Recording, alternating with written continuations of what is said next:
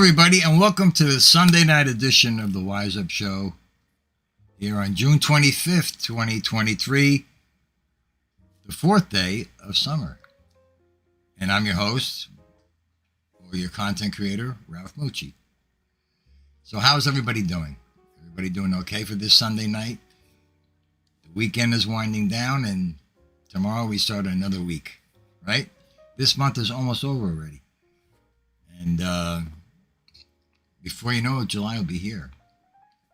So I'm going to wait until a few other people come into the parlor, and then I will call an attendance and say hello to everybody. But in the meantime, you might ask yourself, why am I doing a show on this topic? Well, I did a show on this topic a few months ago, and it bombed out because I used a clip from the History Channel, which had Ronald Reagan on it, the president. And so YouTube shut me down. So I figured I would revisit it again and do it over, but this time better. Also because this topic has always intrigued me for a long time.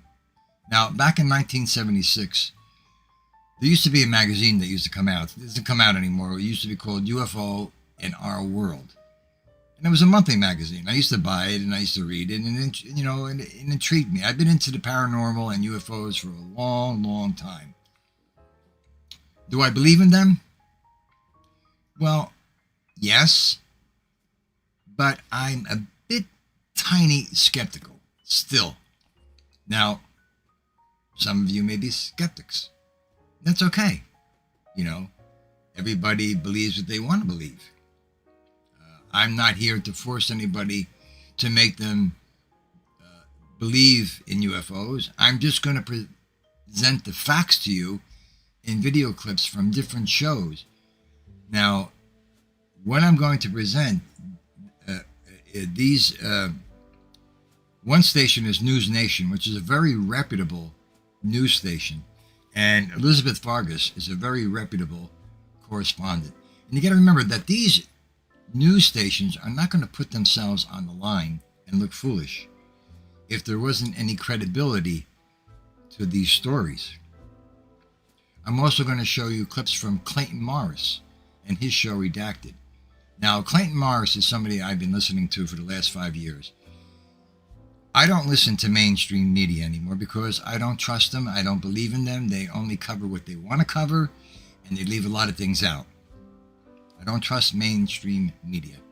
I also am a little leery within the last couple of years about the government.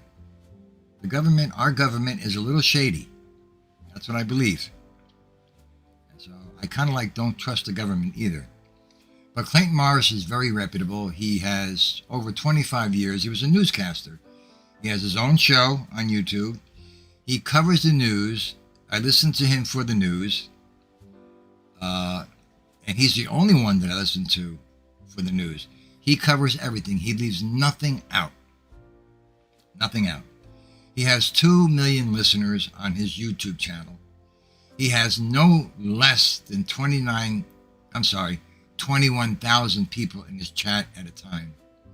The UFO show that he just did a few days ago has over 6,600 comments on it. He's very reputable. And I also have mentioned this before. I made some money with Clayton. Clayton is into stocks. And he'll recommend from time to time some stocks to look into. These are stocks that he'll buy himself. He won't tell you to buy them. He'll tell you to do your homework, do your own due diligence, and then you make the decision whether you want to buy the stocks or not. Well, I did that, and I made some money with Clayton. So I hold Clayton in the highest regard. He doesn't pull any punches. He has been thrown off YouTube for his forwardness and for his honesty. But like I said, his show is called Redacted. It's REDACTED. He's on at 4 o'clock in the afternoon, and he's very good. He's on with his wife. So, like I said, he's very reputable. The other individuals that you're going to see that are on News Nation is David Grush. Now, David Grush is a very reputable, highly respected individual that worked on a special program for the government. When you hear what David has to say, you may stop and think. You may stop and think, because this subject is something that is here to stay, and you're going to be hearing a lot about it in the future months and the future years. I mean, it's fascinating. It really is, because this guy, David Crush, and you'll hear who he is and what he does and what he did, and is not going to put himself on the line and look foolish. If what he is saying, that there is no validity to it. So I'm going to play those clips for you. You make up your own mind. Again, I am not here to convince you. I know there's some skeptics, and I am a little skeptical myself, because like everybody else, why am I skeptical, or a little bit of skeptical? Because I want to see concrete proof. Just like everybody else, I want to see the concrete proof. It comes in three stages that you probably haven't even thought about. Number one, the evidence has to come forth, whether it be by way of video clips or photographs. The evidence has to be presented to the public. Number two, professional individuals who are excellent at what they do have to examine these videos and these photographs to see if there's any validity to them. So that's the second step. The third step is, once they find out either they're valid or they're not, then they make the announcement. So it's a three-step process here that people will have to think about. And these individuals that examine these videos and these photographs are professional experts that can tell if they're faked. And I know they can be faked by Photoshop and the special effects that we have today, which are fantastic, but they can tell. They can tell. For example, that Vegas clip that everybody was talking about, that's fake. To me, that's fake. I'll tell you why. Because someone put up that video, and they also put a creature in the background. Now, I saw that same creature 6 years ago somewhere else. So it's a fake. Come on. Something lands in your backyard. You're not going to get your camera out right away? You're not going to take photos? So, me personally, I think it's fake. But again, I'm not here to convince you of anything. You make your own decisions after you watch these video clips. But right now, I'm going to do attendance and see who is in the parlor. And we have, let's see, My Brett Hunter. Hi, My Brett. How are you? Christopher Toro. The Truth. How are you, buddy? Good to see you. Now we're having somebody new. Little Shy. I can't read that. Little Shit Stir. Oh my God. Little Shit Stir. I like that name. Welcome, Little Shit. Claudio, how are you? Good to see you. Oh my gosh. Oh, I got a good laugh. Carol, how are you? Good to see you, Carol. And Emmanuel, how are you? Good to see you. And I'm sure other people will join as the show goes on. But welcome, everybody. I got to tell you something. I am sweating my ass off in this studio because I got the heavy lights on me. Oh, my God, they're so hot. And I don't have the air on. So that's the reason why. Oliver, how are you, Oliver? Good to see you. So that's the reason why I'm doing this topic again. It's not a topic that's normally spoken about. People do think about this from time to time, but I'm telling you that it's something that you're going to be hearing a lot about. Right? I mean, there's one video clip where they actually have, evidence. Now you can say, okay, well, maybe this video clip with the jet fighter following this craft is from another country. No, I don't think so. Do you know what reverse engineering is? Does anybody know what reverse engineering is? These crafts that they have. They are doing research on these crafts that they have, and they are taking their technology and their engineering and applying it to ours. That's what reverse engineering is. How far they've gotten with that, they may only be able to go so far, because you got to remember that if in fact we are visited by non-human beings in non-human spacecrafts, they have to be highly technologically advanced, because we can only go to the moon. We've been to the moon already, and it takes days to go to the moon. We haven't even been to Mars, and we can't go beyond Mars, but yet you have these crafts coming here. Where are they from? Why are they here? So I'm going to play this this video from News Nation with Elizabeth Vargas and David Grush. And remember that these individuals, and I would not be showing this if it wasn't valid, are very reputable and in the highest regard, especially David Grush. So I'm going to play that right now for you guys. Bombshell claims from a military whistleblower. UFO wreckage recovered by the U.S. kept classified by a secret government program for decades. Tonight, a world television exclusive you will only see on News Nation. Welcome to Elizabeth Vargas Reports, earning your trust every night.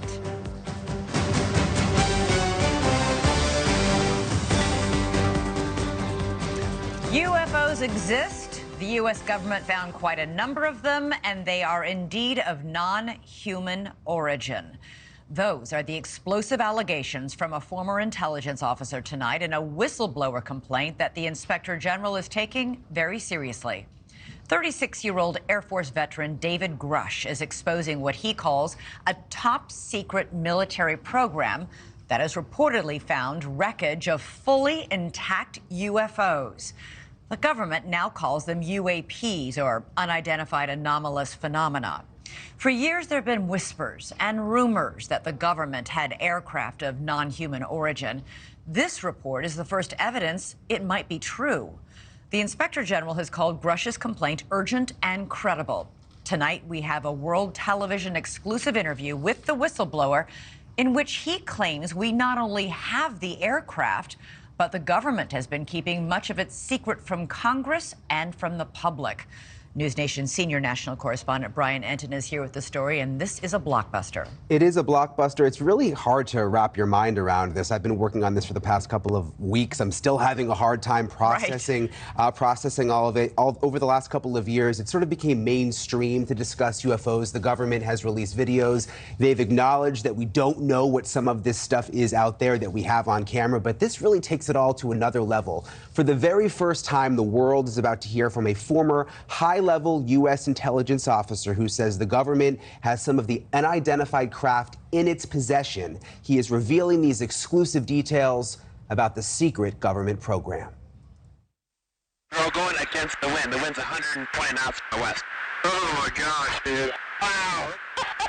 We have all seen these blurry videos of unidentified flying objects. Video evidence, if you will, that old tales of UFOs may not all be conspiracy theories. In recent years, Congress starting an official U.S. government Unidentified Aerial Phenomena Task Force, recently renamed the All-Domain Anomaly Resolution Office, or AARO. And now in a News Nation exclusive, David Grush, an Air Force veteran, former member of that task force, and veteran of the National Geospatial Intelligence Agency, is formally blowing the whistle on secrets he says no one has ever shared publicly before. You are one of the most trusted former intelligence officials in the U.S. defense and intelligence establishment. Yes, I was. You were trusted with the most intimate secrets. Yes. Grush sitting down with award-winning investigative journalist Ross Coulthart, who's reporting for News Nation and has spent years reporting on the UFO question. What conclusion did you come to at the end of your time on the UAP task force? The UAP task force was refused access to a broad crash retrieval program. When you say crash retrieval, what do you mean? These are retrieving non-human origin technical vehicles, call it spacecraft if you will, non-human, exotic origin vehicles that have either landed or crashed. We have spacecraft from another species. We do, yeah. How many? Quite a number. You're kidding. No. I thought it was totally nuts, and I thought at first I was being deceived. It was a ruse. People started confiding in me. They approached me. I have plenty of current and former senior intelligence officers that came to me, many of which I knew almost my whole career, that confided in me they were a part of a program. They named the program. I've never heard of it. And they told me, based on their oral testimony, and they provided me documents and other proof, that there was, in fact, a program that the UAP task force was not read into. Grush alleges the U.S. government has recovered non-human craft for decades. He's filed a whistleblower complaint saying he gave what he calls the classified proof to Congress and the Intelligence Community Inspector General. News Nation has confirmed David Grush's credentials and resume. We've not seen or verified the alleged proof he says he's provided to investigators. He says he can't show us the proof for national security reasons. He also tells us he's not seen photos of the alleged craft himself, but has talked extensively with other intelligence officials who have. If you're right, if you're telling us the truth, everyone, the entire American public, has been lied to for decades. Yeah, there's a sophisticated disinformation campaign targeting the U.S. populace, which is extremely unethical and immoral. You are saying to the human race, for the first time, an official intelligence representative at a high level from the US government is saying publicly, we are not alone. We're definitely not alone. Absolutely, the data points empirically that we're not alone, yeah.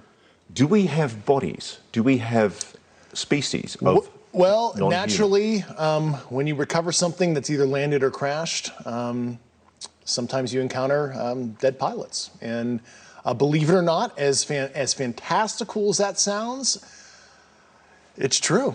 So I've got to be blunt about this. Yeah. You're not making this up. This is not a lie. No, absolutely not. Because everybody watching this right now is looking at your face.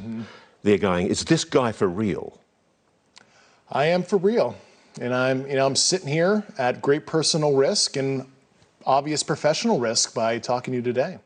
So when we've been hearing whispers and rumors for years, I remember even former President Trump, when he was in office, sort of saying, oh my gosh, if you knew what I knew about UFOs. Yeah. So there's always been this intrigue. There has, and think about it, Elizabeth, if you go back 15 or 20 years, if we were sitting here talking about UFOs, people would think that we were nutty.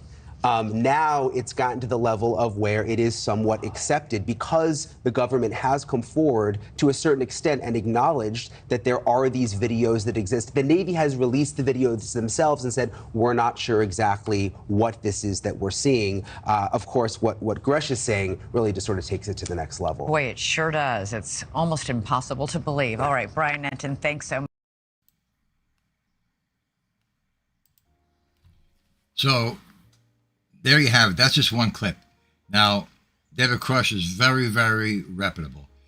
And as you see, the interviewer, said to him, people are going to be looking at him saying, is this guy for real? Yeah, he's for real.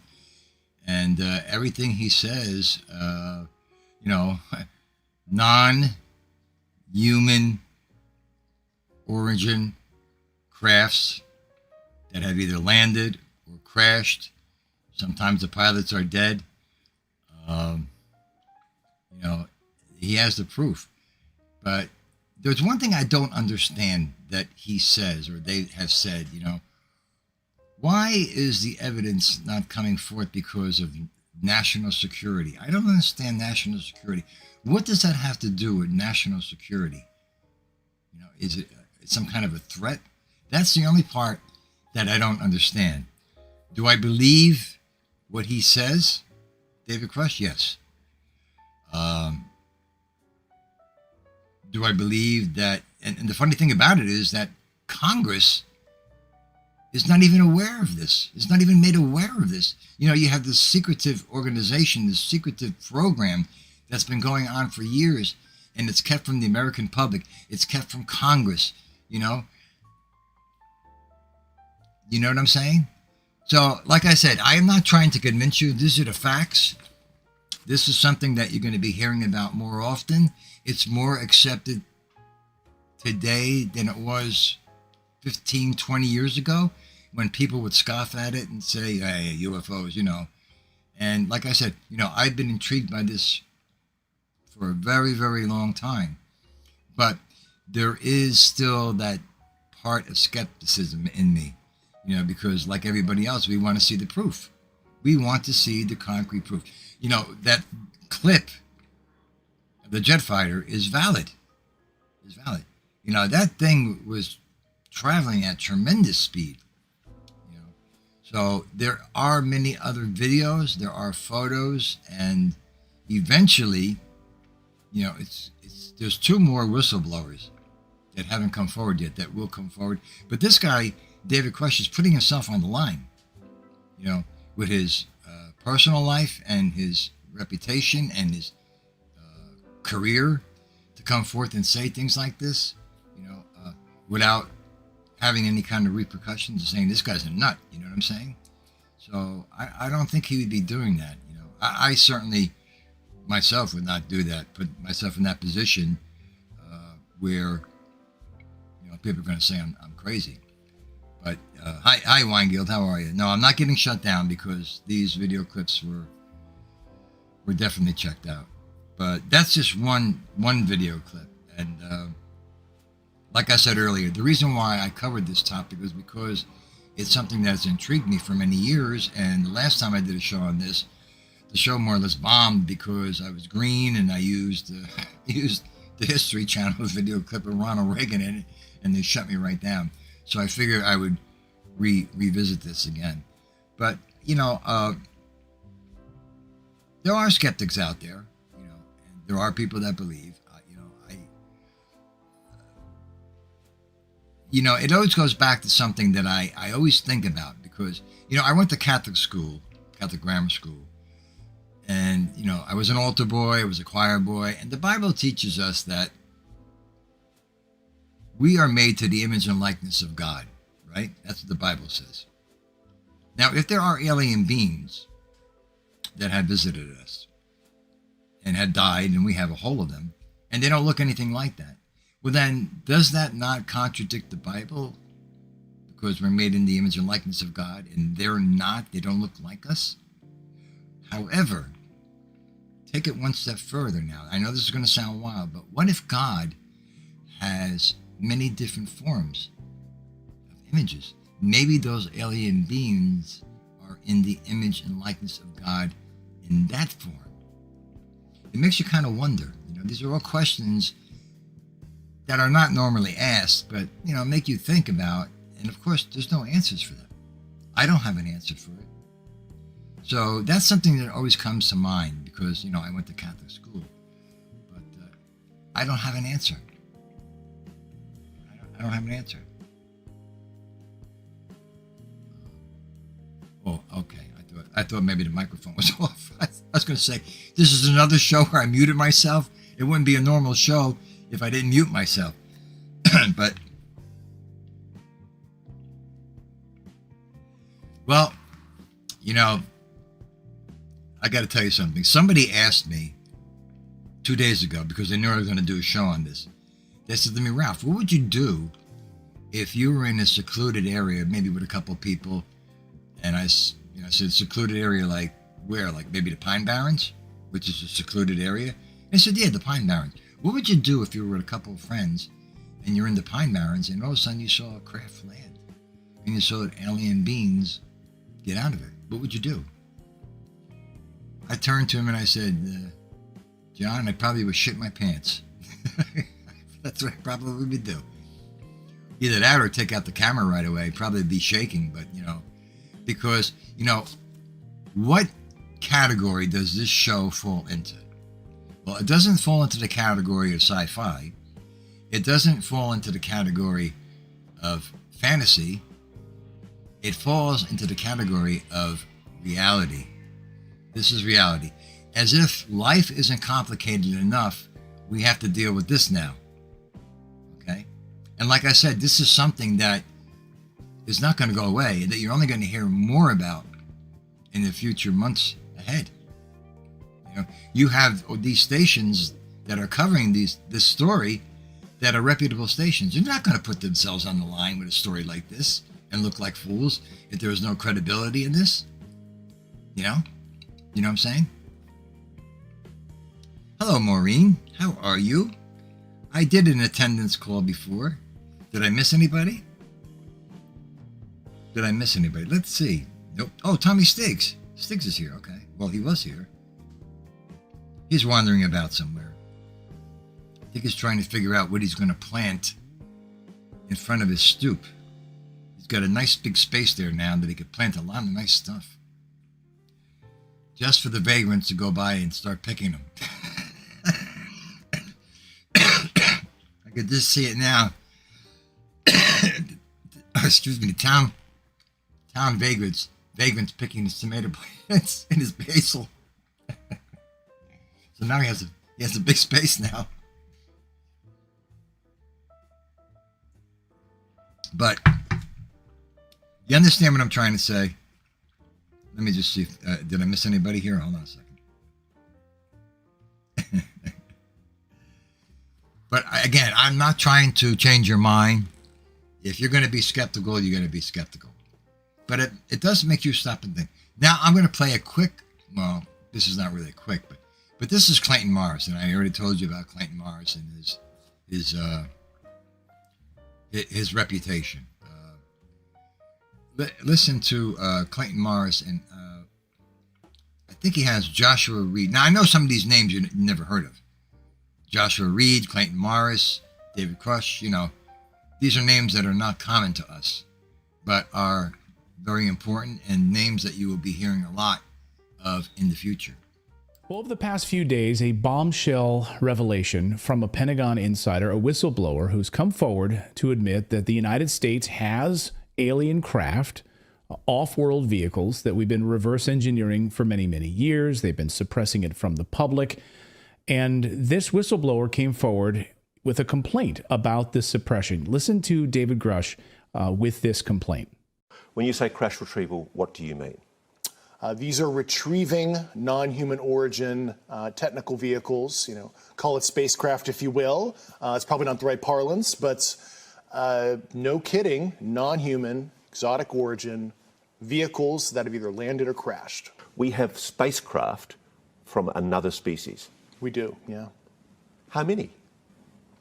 Quite a number. So immediately alarm bells go off. Is this a psychological operation? How legitimate is this? Haven't we known this for many, many years? What is actually going on here? Well, someone who's been diving deep into this is Joshua Reid from the Red Pill Project, diving through emails and documents and sources on this to find out if this individual is legitimate or are we facing a psychological operation. And I'm thrilled to welcome Joshua to Redacted for the first time. Joshua, welcome. Thanks, Clayton. Appreciate you having me here. Absolutely. So, I have to say, being around this game, the paranormal game, for so many years, and being around these people who've worked on these secret space projects and so forth, and to hear these revelations, my immediate reaction always is, why now? Is this a psychological operation? And many in our audience would believe that is the case. But you've uncovered some very fascinating information. I'd love for you to share it with our audience. And what have you discovered about this guy, David, and his history? Yeah, listen, I spent 10 years in the United States. Go back to really quickly the whistleblowers and this idea that two more could come forward here. One of the complaints that I've heard from a former FBI agent who I spoke to on this said that the problem that he had with the whistleblower testimony or the whistleblower coming forward is that usually you have sort of whistleblower rage, meaning you're complaining against something because it's violating every fiber of your being in a way. Look at Garrett O'Boyle. Look at the people that testified in the weeks ago in front of Congress, of course, for having their lives ruined with the weaponization of the FBI and the intelligence state. And he kind of painted a picture differently than what we were seeing from David Grush. what is, what specifically is the complaint? Well, what is the complaint from these whistleblowers where they felt like their life was in jeopardy? They felt like that this was in violation of every fiber of their being. I'm just curious on that piece of it. You probably have a lot more knowledge in depth on that side of it, given the fact that these other whistleblowers were involved. Could you speak to that a little bit? Well, yeah, and one of my best friends is actually a DOD whistleblower. Certified DOD whistleblower during the Trump administration. And he absolutely has that rage, and he was targeted and persecuted. He lost his clearances. He lost, his over 20-year career in the military. He lost his pension. He lost all of this stuff. It ended up getting it back. And now he's doing better, and he's still got his complaints out there. With this, from what I've been told, is this was clearly about self-preservation, is that apparently one of the whistleblowers knows the location of where these craft are being kept, and it had came out into the public somehow.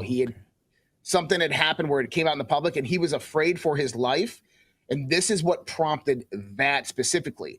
And the talk on the whistleblower aspect of this, like Grush, he's 34 years old. His career is over. If there's no legitimacy to this and nothing else happens from this, he's done. His clearance is gone. They will retaliate against him. He'll never work in the industry again. The same thing with these other two men who are potentially going to move on to defense contractors. Their lives are over if they're lying about this, if this is bad information, if they're being prompted to give this information out there and it's not real or fake. They're done. And so there's a lot at risk coming out publicly about this information that these men are going to be facing. So I think that also brings a level of legitimacy to this story, because why would you lie? And if you're not knowingly lying, you're being fed this information, well, then at least you're coming out in good faith to bring this information forward.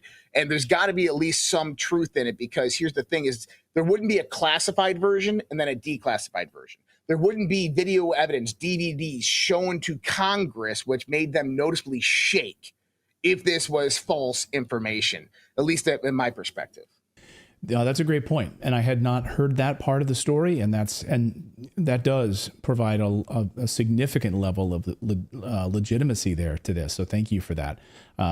And I think you're right about that. If they came across or stumbled across information where they knew that these bodies were being kept, where these craft were being held, whether it's Wright-Patterson Air Force Base or MacDill Air Force Base or these other places, and they knew and this information had gotten out and they were fearing for their lives, that could lend a level of credence that we hadn't heard before.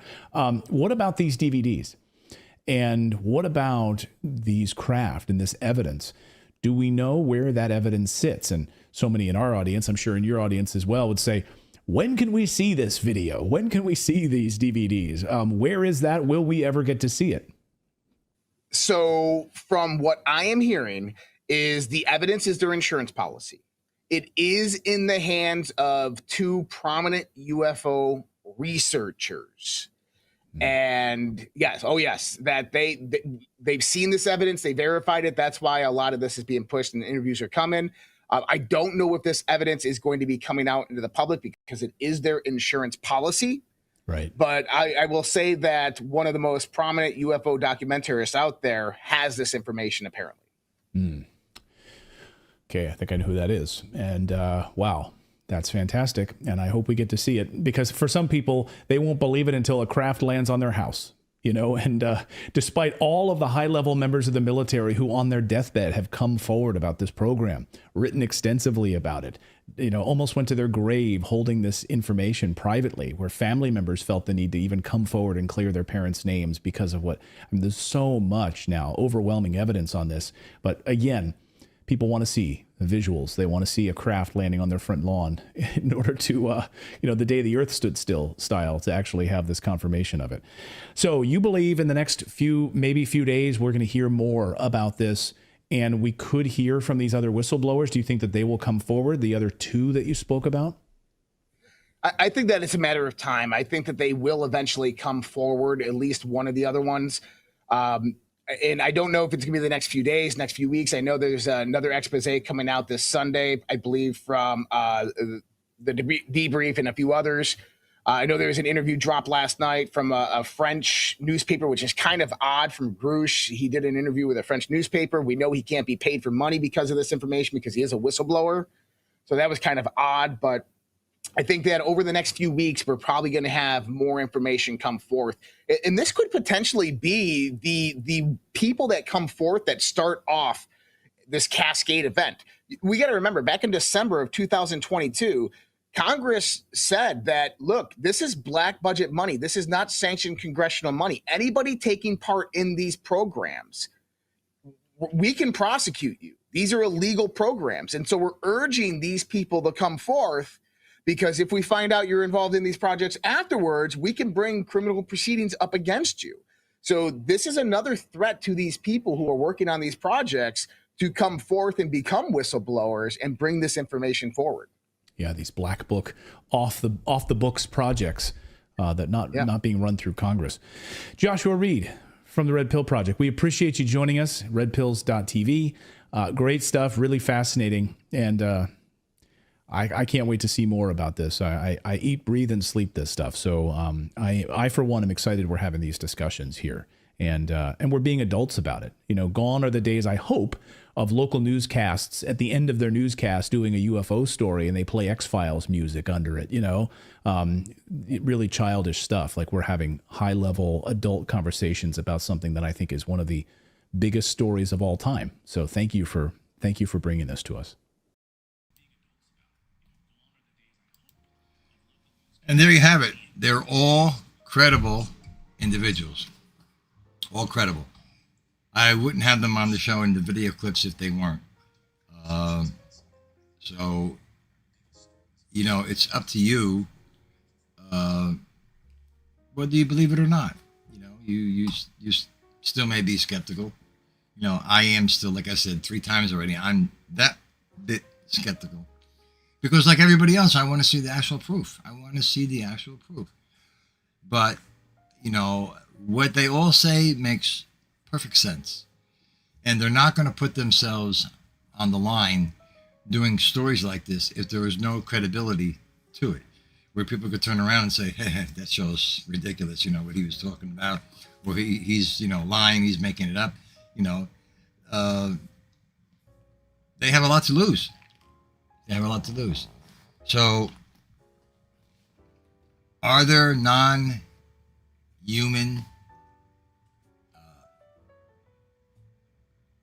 crafts from somewhere else?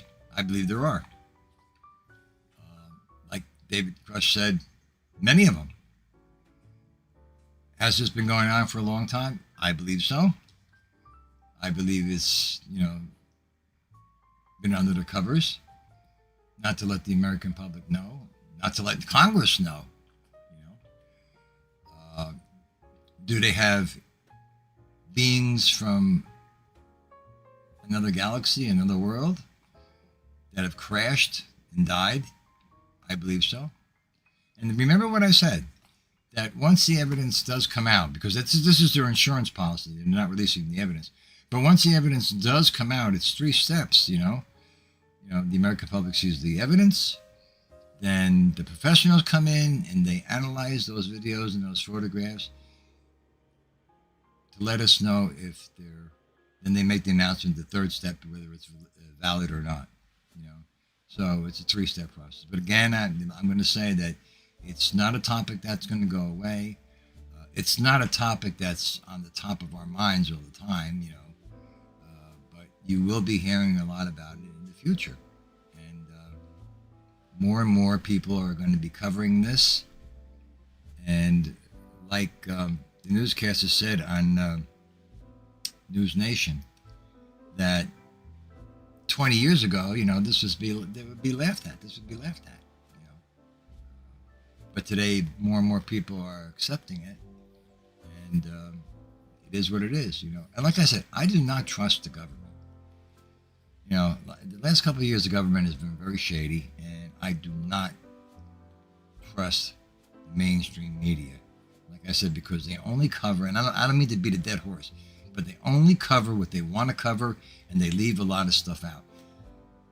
Clayton Morris, like I said, covers everything. He covers things that the news doesn't even cover, that the news should be covering. You know? That's why he has 2 million listeners. You know? That's why he has 21,000 people in his chat at the same time. His chat moves so quickly that forget about it. You can't keep up. You know, and Clayton, you know, is very reputable. So if you ever get a chance, you know, and you want to subscribe to his show, you know, just to listen to the news, because he does current events daily, what's happening not only in the United States but around the world. The name of his show is called Redacted. I can't drop the link. It's REDACTED. Redacted. He's on.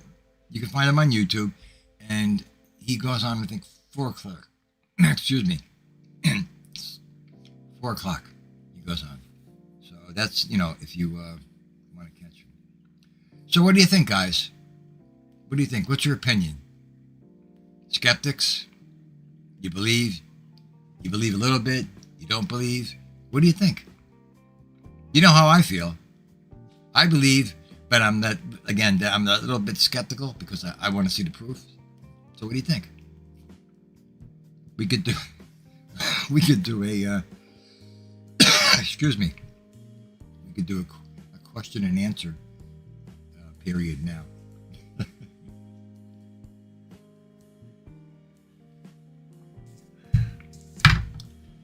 But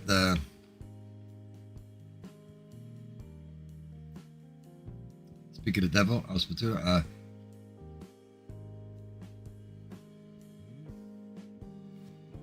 you talking about cars? What cars? Okay. Yeah. You know, I got to change the subject now. You're talking about cars and Cadillac. I do not like the new style of the Cadillacs. I like the old style of the Cadillacs. You know, the newer styles they're like a bubble. You know, the design. I don't like the design on them. I don't even like the Lincolns. You know, would you take a Cadillac over a Lincoln? I would take a Cadillac. Me personally, I would take a Cadillac over a Lincoln. I had a Lincoln. You know, I had a '68 Lincoln with the suicide doors. It was beautiful. Actually, that was my first car that I bought. I bought it in '78, and I think I paid $1,200 for it. Beautiful, but I would take a Cadillac Caddy over a Lincoln any day. But I just don't like the body styles, what they did to it. I like the older, you know, the older body styles, the '70s. You know, when they first came out, I think it was '75 or '76 when they came out with the Caddies with the square lights. You know, that Caddy, that body style is really nice. Very long, very wide, luxurious. You know, I fell in love with that. But I never owned one because at that time I had it was a couple of years later I bought a Lincoln. Yeah, Gianni, you took a Lincoln over a Caddy. Everybody has, you know, different tastes. I mean, yeah, I agree with you, Gianni. I really do wish that they would make a Caddy look like a Caddy. It looks like a friggin' bubble. You know, I just don't like the engineers. I don't know what they're thinking of, you know. I wish they would make and go back and make the Caddy that they had in 75, 76, and also in 79 and 80. The 80 body style was really nice. The 80 body, I mean, they shortened it, but it was really nice. But I just don't, you know, I don't care for. I don't even care for the Lincolns. You know, I don't know what these engineers are thinking of. I really don't. They do. They look like garbage. You can't work on them because everything is computerized. The engineers make everything so tight in the engine compartment, so you can't work on it. So you have to bring it to the dealer and pay a fortune. You can't do a simple tune-up anymore on a car. Maybe you can do an oil change, you know, that's possible, but as far as anything else, it's so tight in the engine compartment and you just can't work on the car and get the satisfaction of working on it like you did years ago. You know, I used to love to do a tune-up and change oil and work on my own car, knowing that I did it and the mechanic didn't do it. Now everything's computerized, you know. And these engineers are doing this on purpose. And to bring the car to the dealership, I think their labor now is up to 160, 190, I think, an hour. Don't quote me on that, but I know it's kind of high up there, really high. Come on. Get out of here. Are you for real? You know, I would rather buy a used car than buy a new car. You know, with a used car, you know, and pay cash for it if you can. Because you don't have that monthly car payment, right, that you have to make every month. But every once in a while, you'll have to pay for repairs. But a couple months may go by, like maybe 3-4 months may go by, without having to put out any money for doing car repairs. So actually, you're saving money, even though it's a used car. Of course, yes, used car, there's more headaches because it's older and it's used, but you're not making that monthly payment every month. You follow what I'm saying? So you are saving money in the long run, because 3, 4, 5 months may go by where you don't need any car repairs, and that's 4 or 5 months that have gone by that you would have made a car payment if the car was new. So let's say after 4 or 5 months you have to have maybe a car repair that's going to be $400 or $500. You know what I'm saying? You're still saving money, but that's if you like a used car. Some people don't like a used car; they want to buy a new car, you know, because they don't want to have the headaches, or they want to lease the car, you know, and give it back. But me personally, I would rather buy a used car and pay cash for it. But that's me.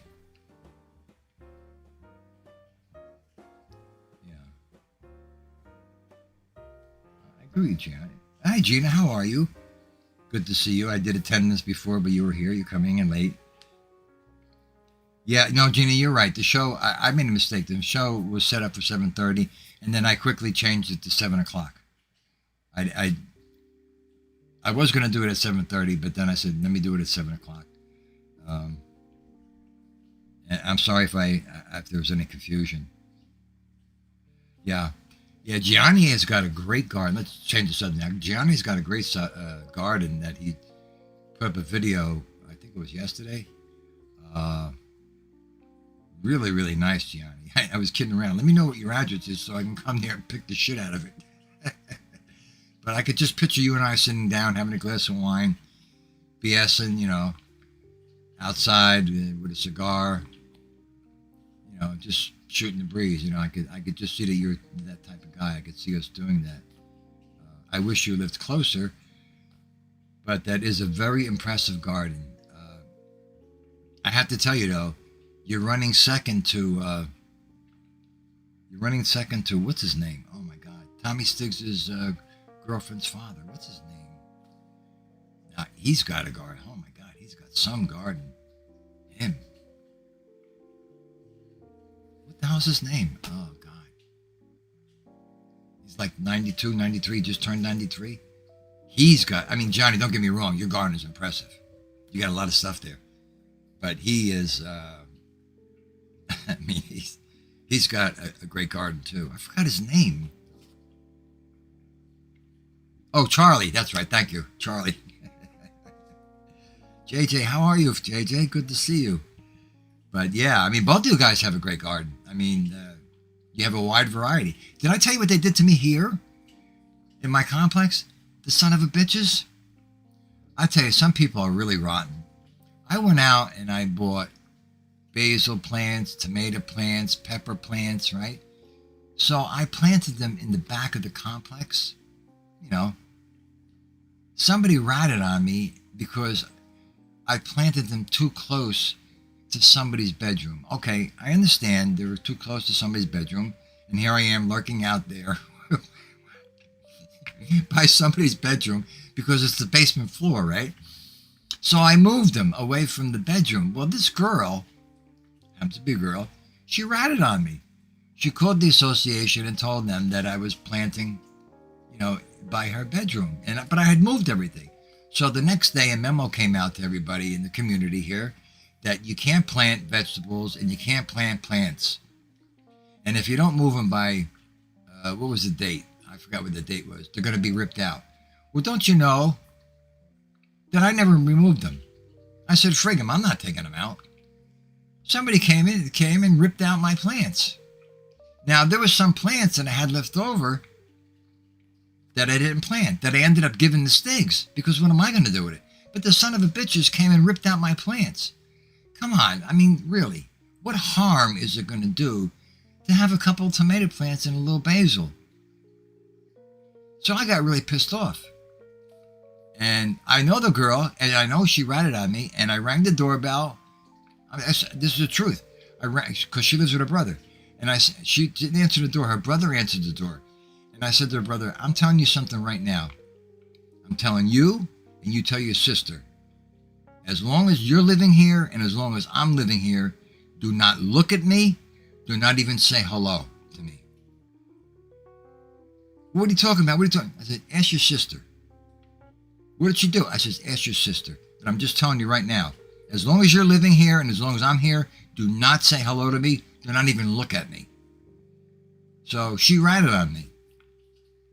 And, you know, what am I going to do? I mean, I have to go by the rules of the association, right? But, you know, somebody came along and they ripped them out, you know. So what I had left over, I stopped at Stig's house, and he was doing a live show that day. And I gave him the leftover vegetables, and he planted them. But that's pretty rotten. You know, people are really, really rotten. Okay, I could see if the plants were too close to her bedroom. I could understand that. So I didn't realize that. I didn't know it was her bedroom. So I took them and I moved them. Of course, you don't want to see me lurking around your bedroom with plants, right? It may look like I'm a peeping Tom. So I moved them, you know. And no, they came and ripped them out anyway. And the gentleman, Mr. Lodato, right? The guy that lives next to me, he went out and he bought all kinds of plants. He had them in a wagon. He had bird baths, chairs. He had a whole bunch of stuff that he decorated the front of his house with. And he had to move everything. They told him to take everything down. All because of this girl. This miserable. So that's the story with the plants and the vegetable gardens. And so, you know, I was really disappointed because that's the first time that I've done that in 7 years that I've been here. You know, when I had my house, I always had a vegetable garden, you know, not as elaborate as Gianni's or Charlie's, but I always had a vegetable garden. I had strawberries and peppers and tomatoes and, you know, squash and the whole 9 yards, you know, when I had my house. But that was pretty rotten, don't you think? People just can't seem to, there's always got to be one, you know, out of 5 people, there's always got to be one asshole. Always. Gianni, I agree with you. I don't, oh, you know what it was? I think they told me that it brings raccoons and mice, and they were blaming it on the animals. Because one morning I went to the garbage dump and I lifted up the top, and there was a freaking raccoon in the garbage dump. You know, when you see a raccoon during the day, usually it's rabbit, you know. So the thing scared the shit out of me. You know, I didn't expect to open up the garbage dump and see a raccoon in there.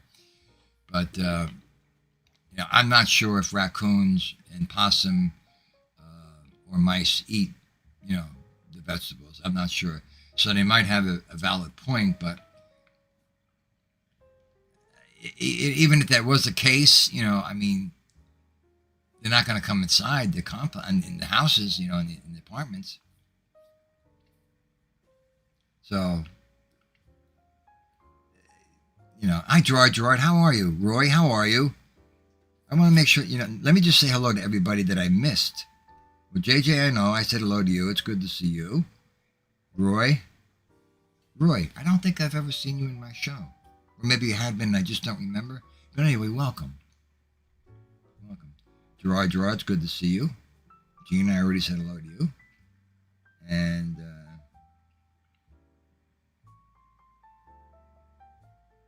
what song is that, Emmanuel? What song is that you're talking about? Yeah, Gerard, what are you going to do? I mean, did JJ mention the song? Yeah, I like different music too, JJ. The only thing I don't like is rap. Yeah, Billy Idol is good. Eyes Without a Face is a great song. I like all kinds of music too. I just don't. I don't like rap, and I don't like. I think rap is the only thing I don't like. I call it rap crap because it's not really music to me. But everybody has their own opinion. I just don't care for it. I don't think it's music.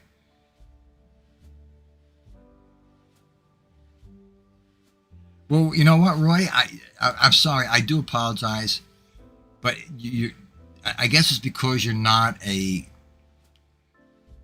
everyday listener, like a regular, so to speak. So I forget. So excuse me. I mean no disrespect, and I probably, you're probably right. I probably do say that all the time you come in here, but. But I mean, no disrespect. I mean, really, you're always welcome. But I don't. Well, first of all, I haven't done a show on a Sunday night in a couple of weeks. So this is the first time in a couple of weeks that I'm doing a Sunday night show.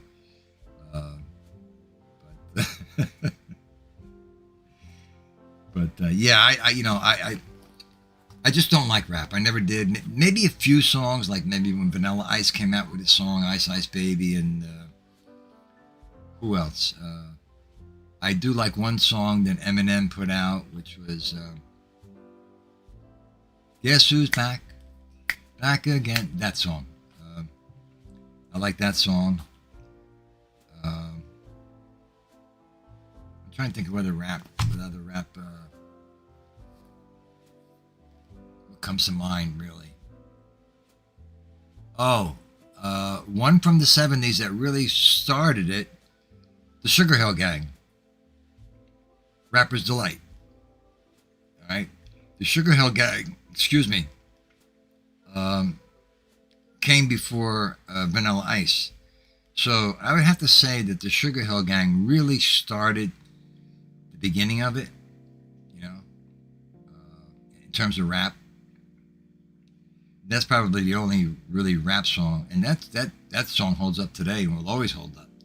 They still play that today. You know what song I'm talking about, right? Say it, hip, hop, hippity hop, that song.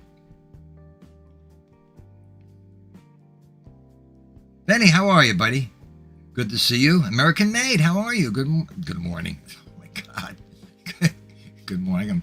Good evening. I don't know, I'm half your God tonight.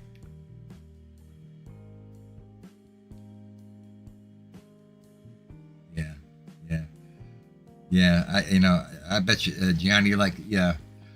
JJ, I bet you were a good dancer. I bet you could dance good.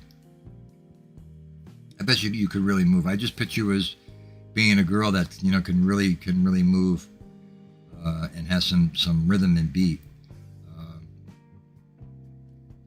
And I'm going to sound like I'm bragging. I am a very good dancer. Now, my grandfather was from Sicily, okay? My grandfather, now you're going to say, what the hell does this have to do anything? Well, my grandfather was from Sicily. He was from Catania. My grandfather was very dark, so, that there may be some black blood there. There may be some black blood in me. So I have rhythm in me, whereas, a lot of white people can't dance. There was even a movie, I think, called White Men Can't Dance or something like that. But I can dance. I have rhythm. I don't do it often, as much as I used to, but, I still go on the dance floor and I can still hold up. I can still hold up. I mean, once you get out, you're having a couple of drinks, you got a good song, and then you're getting into it, and you start shaking, you're getting into it. There's no stopping you. Salt and pepper, yeah.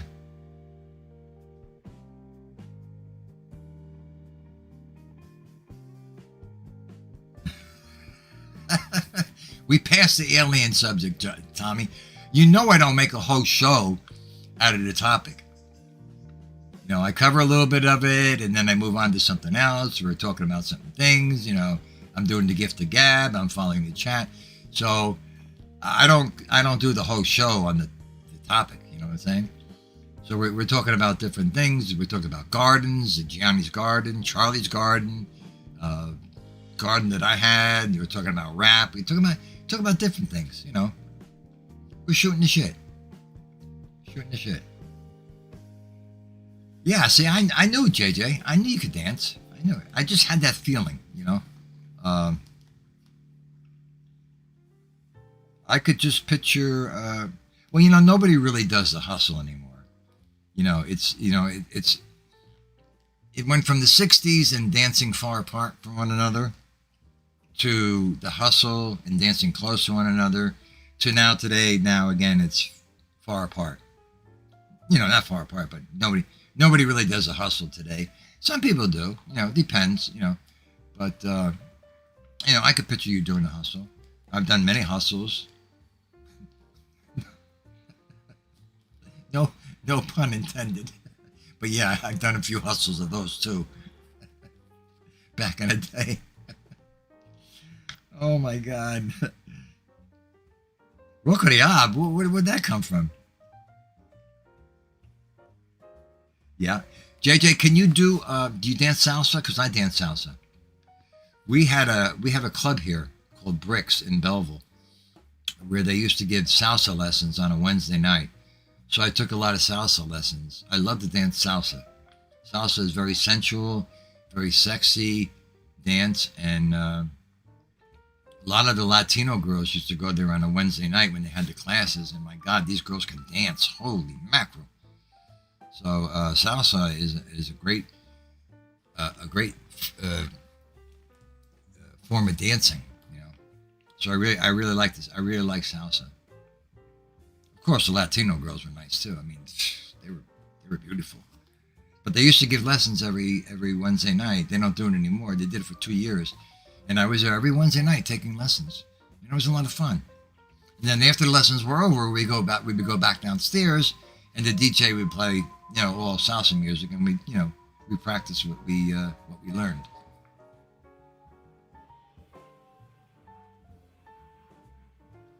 Yeah, Tommy, really? Well, I didn't say that people don't not do the hustle. I mean, it's not as popular as it was, you know, back in the day. People still do the hustle. You know, I mean, it hasn't stopped completely. That'll never stop, you know. But when that came out, I mean, that was the biggest thing. I mean, you know, I had to learn the dance steps. I had to make sure I had to get the records, you know. I had to know what I was doing, you know. I mean, that was my priority back then. Can you imagine if I had those priorities today? Learn the latest dance steps, buy the latest songs, the latest records, making sure that my car was washed and waxed for the weekend, making sure that I had the right clothes, right? This was all going out to the club. Those were my priorities. Can you imagine having those priorities right now? I wish. But,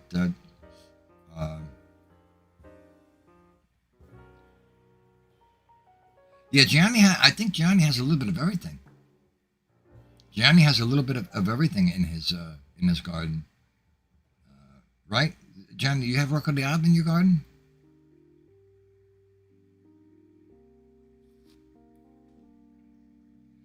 Really? So, Gianni, was it you that said that your wife was very pretty? Who said that their wife was very pretty? Was it you, Gianni, or somebody? Let me think. Yeah, I think it was you that said that. That's really nice.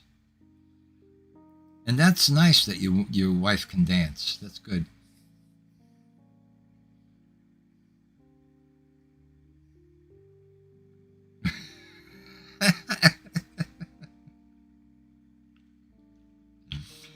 Oh my God. I have all my disco records from the 70s. I have all the 45s and all of the 12 inches in my closet. I can't tell you. I must have at least I gotta have at least 545s. 12-inch, I don't know. I got a couple hundred. I just bought them and, and I just kept them and I still have them. And speaking of records, I still, because Stiggs was saying that he got a turntable, I still have my turntable from 1980. And there's nothing like a needle touching that vinyl. There's nothing like listening to a song on vinyl. And, Stiggs says he gets his records for $8, which is really good. I thought they were a lot more expensive. He said the Pink Floyd album is $40. That's probably The Dark Side of the Moon, if I would take a guess. That's their best album.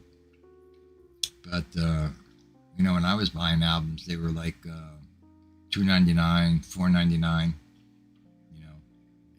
but there's nothing like, the sound of a song being played on a turntable with vinyl. There's nothing like that. And they had stopped that for a while. They had stopped making vinyl for a while, and now they're doing it again, So I don't know why, but I held on to I held on to everything. I held on to my turntable. And listen, I still have an 8-track stereo player, along with 8 tracks. I still have the 8 tracks. I have a cassette stereo deck. I still have the cassettes. I got a lot of stuff. My son said to me, Dad, he goes, you're a hoarder. And I said, I'm not a hoarder. I said, you know what a hoarder is? I said, a hoarder is a person that saves everything. Newspapers, cans, plastics, everything. I only save things that are sentimental to me and have somewhat of a value to them. So there's a big difference, So I said to my son, I'm not a hoarder. I had to explain to him, So, but I have a lot of stuff. Heavy Smoke. Wait, what's that? What? Wait a minute, hold on a second. Stiggs, you're telling me that you got 10 albums for $20. Okay, wait a minute. Are these brand new albums or are these used albums? I would think that they would be used albums, but they're okay. You check the condition of them, when you buy them.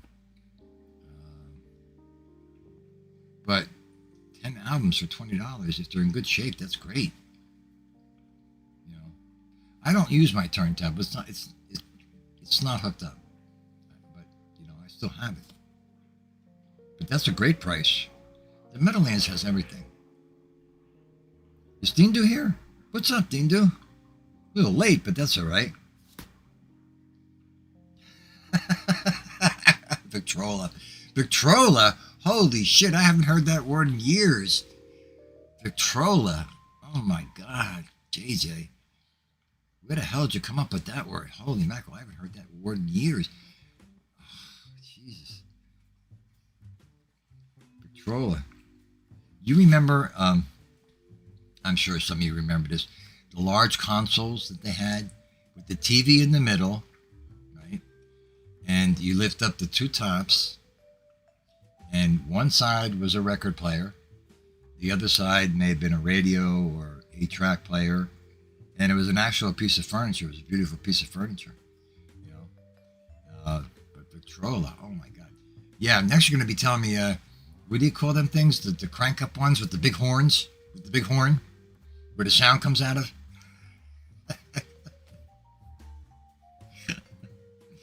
Oh my God. Oh, good. All right. Oh, really? Okay.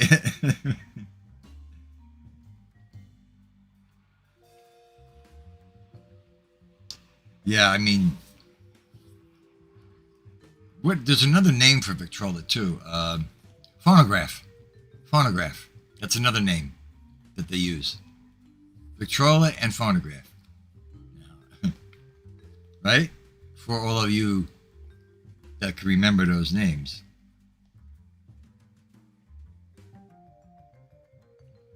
Yeah, those Dictaphone. Yeah. Those consoles were beautiful. I mean, they were a regular piece of furniture, and they, I mean, on a Saturday night, Sunday night, back in the day, they would sit in the living room and they would listen to records, Sinatra or Jerry Vale or, whoever, In my house, it was always Sinatra. I grew up with Sinatra. I have an overkill on Sinatra. And Tony Bennett and all that my parents used to listen to. So I grew up with Sinatra. And, at that time, of course, I didn't like him. Because I was into the music of that time, of that era. And that my parents were listening to him. But I never thought, like in 30 years, that I would end up singing him and end up liking him. I went to go see Sinatra in 1977 at Radio City Music Hall, and the Fifth Dimension opened up for him. And he gave a great performance. I mean, I was there with my camera. I had a lens this big, a zoom lens. I'm not kidding you. Someday I'll show the pictures on my show. I had a lens this long. I was in the 37th seat in the back, and I just got my camera and I just zoomed in on Sinatra, and it was so close that I could actually see the blue in his eyes. That's how close this lens was, and I just was snapping away, and then from that point on, I started to like him because not only did my parents listen to him, but then when I met my girlfriend, her father was a big Sinatra fan, so I had this big overkill on Sinatra. But ever think in the future that I would be singing his songs? No, never. But I'm glad I did. As a matter of fact, I'm doing two songs of his now when I go back, because I haven't done any Sinatra songs in quite a while. I'm going to be doing Just the Way You Look Tonight, and there's one more that I'm going to do of Sinatra, and I'm going to add those to my CD. I'm not sure about, Send in the Clowns. Send in the Clowns. So those are two new Sinatra songs that I'm going to be doing, with a couple other ones, because I haven't been to the studio in quite a while, but I haven't done Sinatra in quite a while, So, Tony Bennett was good. I Left My Heart in San Francisco is one of my favorite songs of his. I feel bad for him because, it's what's happening to him, He's up there in age and he's, he's slipping. We're losing them all. We've lost almost all of them. We lost almost all of them.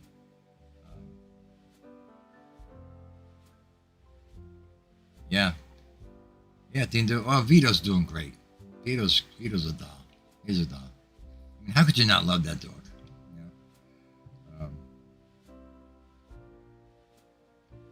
Tony Bennett's good. Like I said, I feel bad for him because, it's happening to him, and we lost almost everybody in terms of the old time singers. Jerry Vale, Sinatra, Sammy Davis Jr., and Dean Martin. Dean Martin I was never crazy about. I know a lot of people like Dean Martin. Not that I didn't like him. I mean, I just didn't care for his... There's one song that I sang of Dean Martin's, which is Somewhere There Is a Someone. But I wasn't really crazy about him. I didn't like that, everybody loves somebody. I didn't like that vibration in his voice. But that's me.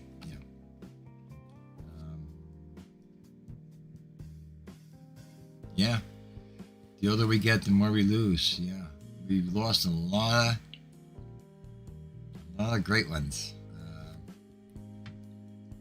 That's what happens when you get older. And believe me, I'll tell you something. Who was it today that everyone was saying, I'm 67, 68, I'm old? Dindo says, I'm a 58, I'm old. Come on, get out of here, guys. It's just a number. It's just a friggin' number. 68 is not old. You know what old is? Charlie, Stiggs' girlfriend's father. That's old. 90s, 100. That's old.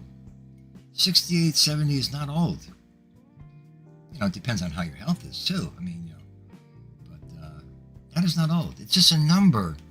Just a number. Yeah, Sammy Davis. I don't think that Sammy Davis got enough credit for himself, for his songs. You know, I don't like Candyland. The Candyman. That song I don't like. I hate that song. I hate it as much as I hate Melanie. I Got a Brand New Key. Oh my God, I can't stand that song. Oh, I Got a Brand New Key. You know the song I'm talking about, right? But I don't like Candyman. I never liked that song. You Got to Be Me is a very good song. Sammy Davis was a good performer, I think. He didn't get enough credit. Listen, I'm not old. You're not old. 58 is not old.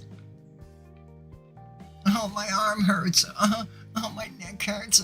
Come on. Wise up, will you? You're still young. Plus, you got a grandchild coming on the way, buddy. You know, you got to have a little energy because you're going to be with that kid a lot. That kid is going to change your life. I'm telling you. Grandchildren, when they come, they change your life for the better.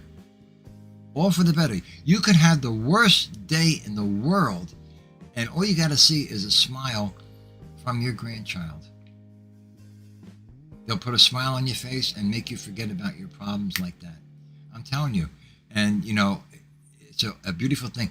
Your grandchildren, you love them differently than you love your own children. It's a different kind of love. And you can't help but spoil the grandchildren, you know? And sometimes my son gets mad at me because, you know, I spoil my grandchildren and say to him, well, look, I spoiled you, right? You want it for nothing, right? So I'm going to do the same thing with my grandchildren. So he gets kind of pissed off, you know? But I do it in moderation, but you'll find yourself doing totally different things that you didn't do with your children, your own children, and it's a totally different kind of love for your grandchildren. I mean, they are the greatest things, especially if it's a girl. You know, as long as the child is healthy, whether it's a boy or girl, that's all that counts. You know, that's all that counts. But Dindo, you will find yourself with that grandchild quite often, you know, and when they get older, like 3, 4, 5, you know, then you'll start to be able to do things with them, you know, take them to places. And when they get older, take them to the movies and do different things, you know, take them to different places. I'm telling you, mark my words. Remember what I'm saying on this show. It's a beautiful thing, and I'm sure some of you out there in the parlor may have grandchildren. I'm going to assume. I don't know. You know, but buddy, you gotta come on, 58, man. You're going to be retiring. You got to get in the groove. I saw you punch that punching bag. You still got a good punch, man. You still got a lot left in you. So you ain't going to be giving up, right? Yes, Al Martin. Oh, my God. The tiptoe through the tulips. Oh, my God. I remember when he was on the Ed Sullivan Show. Holy sh! Didn't he get married on... Yeah, he married Miss Vicky on the... No. He married Miss Vicky on... Was it Johnny Carson? One of those shows he got married. I think it was Johnny Carson, right? You know when he died, they buried his ukulele. He was in the coffin with him. And they have a picture of him in his coffin. It's horrible. Horrible.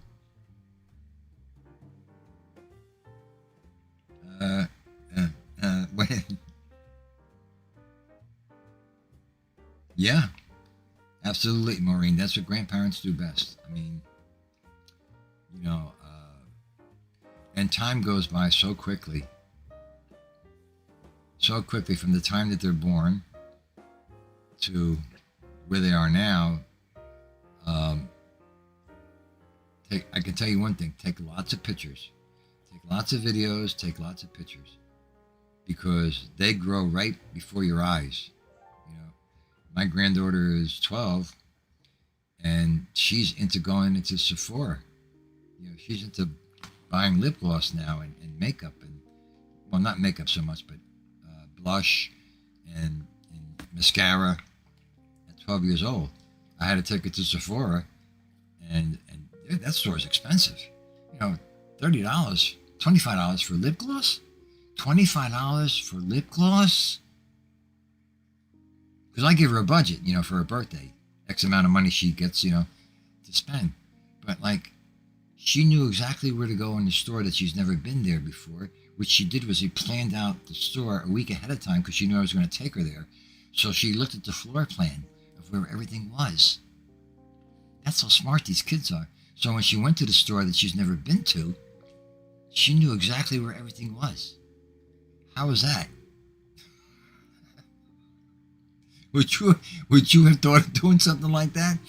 We went to the mall, we went to the store, boom, she was done in 10 minutes. 10 minutes, because she knew everything was because of the floor plan. Holy shit. Who would have thought of that? Unbelievable. These kids are unbelievable. So she's into the makeup thing now. She's not into dolls anymore. Now my grandson is not into trucks and cars. He's into the video games now. So the phases, they go by very quickly. But you'll have fun. And then, like I said, I don't know if anybody else has any grandchildren in the chat, in the parlor. Let me just see if they do. Does anybody else have grandchildren? Let me see.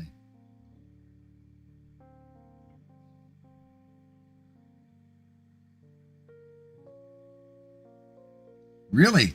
JJ, God bless him. He wrote, he's 75 and he wrote 250 miles. God bless him. See? Let me see if anybody answered me.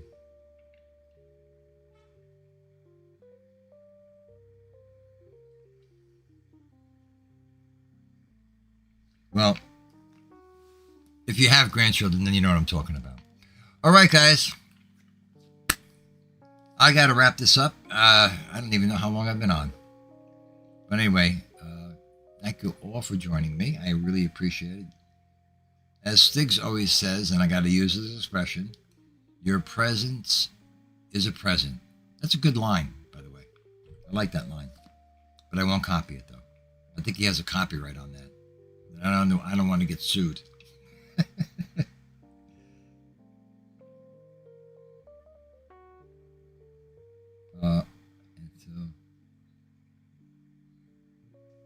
Oh, no, Gianni, no. I'm sorry to hear that. I got another name for him, but I'm going to be nice. I got another name for him. That's a heartbreak.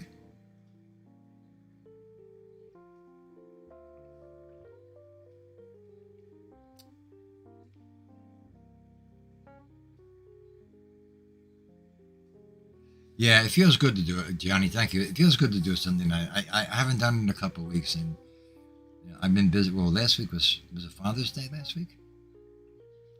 And I don't know what happened the week before and the week before that. I don't even remember the last. I have to look and see. I don't remember the last time I was on.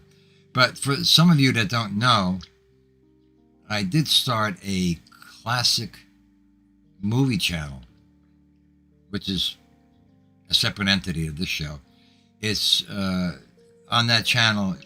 I have old classic movies, starting from the 30s and up. A little bit of science fiction, a little bit of gangsters, a little bit of fantasy, some horror, and they're all good movies, and they won't get shut down while watching them. So, if you ever want to watch a movie, you can go to my movie channel. They're full-length movies of the classics. I try to put up, one a day or one every other day. And in fact, believe it or not, I watch a couple of them myself when I put them up.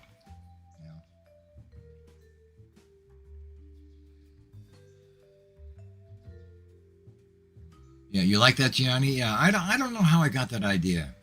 I don't know, it just came to me. But I got movies like, one movie you should all catch is, and I always recommend this, is The Miracle of Our Lady of Fatima, which is a true story about the 3 children that saw the Blessed Mother in Portugal in 1917. And they made a movie out of it. It's a fantastic movie. And if you don't get the goosebumps at the end of that movie, I don't know what will give you goosebumps. It's a beautiful movie, very well done, made in the 50s, 1957. True story, really happened. 70,000 people were there that day. So that's one movie that you might want to check out, is The Miracle of Our Lady of Fatima. If you're into, those religious movies like Ben-Hur and Spartacus and, those type of movies, you know what I'm saying? Excuse me. But that's one movie that I highly would recommend. Another one would be with Ernest Borgnine, Pay or Die. There's another one up there, Dead End, with Humphrey Bogart, and the parents of the Dead End kids. Their first movie in that movie. There's a whole bunch of stuff, a little bit of everything. And not everybody's going to like every movie. You know what I'm saying? Everybody has different tastes. But if you get a chance, go over. I mean, I'm not looking for subscribers. It's just something I put up, and it's there, and it'll be there.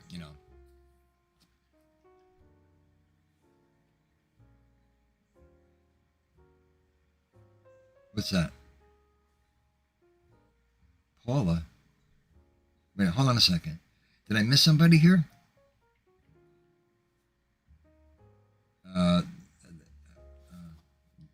Yeah, they saw her up on the cloud. Well, she wasn't really in a cloud. She was on the Blessed Mother was on, what do you call that? It wasn't a cloud. She was in a cloud, but the cloud was on the, oh God, I forgot what you call it.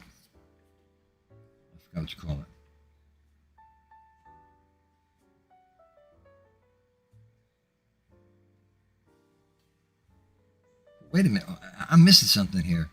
Who is Paula? And what music is she playing that I don't hear? What am I missing here?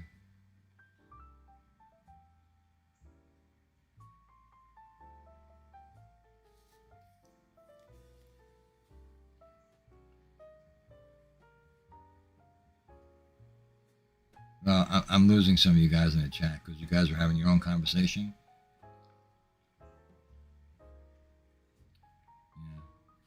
Yeah, I'm really sorry to hear about that, Gianni. That's kind of heartbreaking. And like I said, I have another name for him, but I'm going to be nice.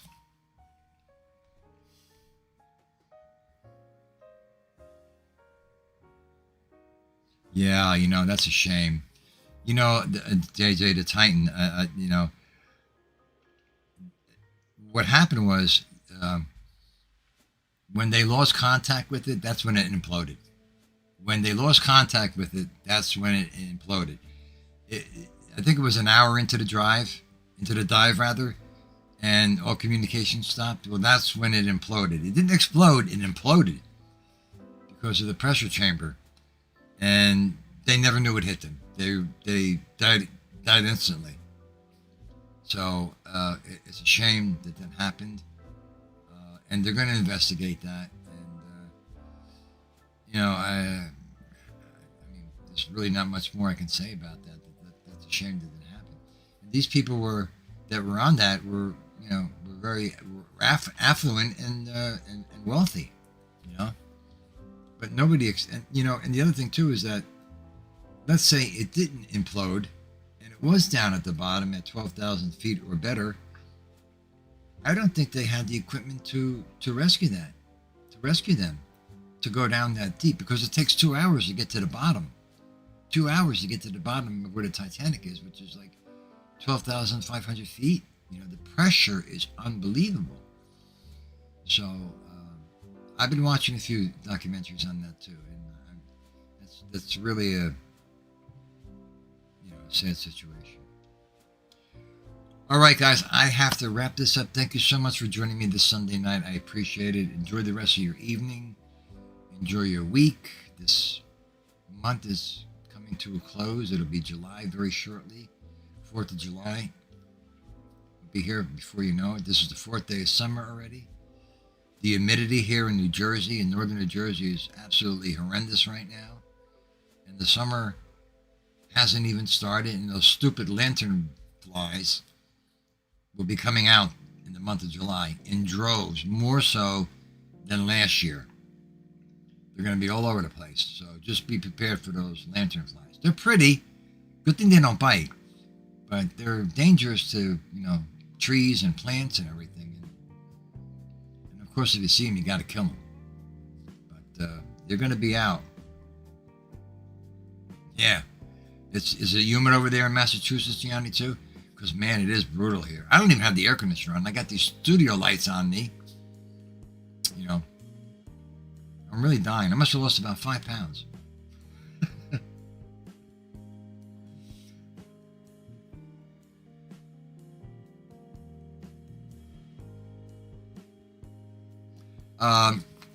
Because they migrated more this winter.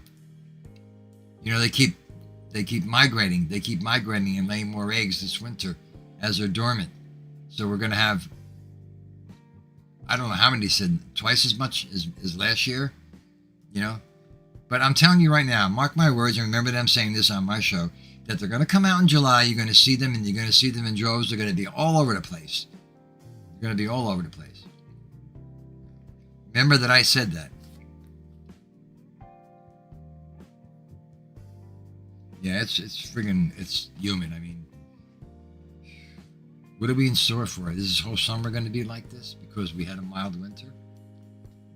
Who knows? All right, anyway, thanks everybody. Thanks for joining me this Sunday night. It was really nice having you. It felt good to do a Sunday night show once again. Have a great rest of your evening. Have a great week. If you're up early in the morning, and Todd Father does a show, his show in the morning is hilarious. We get on there and we do some crazy things. You got Sigs coming on, and you got Dindu coming on, maybe if he's not working. And the Wine Guild tonight did another show on a pre-record. I really like his Go shows. It really sets the mood. But you guys all have a great evening. And, wait a minute, what is this? Hold on a minute, guys. I'm going to get text. Okay. Everybody stay well. Thank you for joining me. And I'll see you soon. Good night, everybody.